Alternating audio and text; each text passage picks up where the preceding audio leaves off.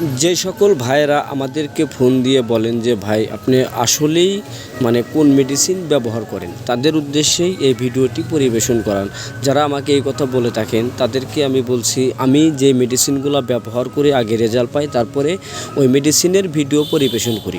তো growth promoter সিরাপের মধ্যে আমি গ্রোথডন, তারপর আপনার জিপিবল সিরাপ, এই এসিআই অ্যাডভেন্ট লিমিটেডের এই সিরাপটাও আমি নিজে ব্যবহার করি। গ্রোথডন সিরাপটাও আমি ব্যবহার করি।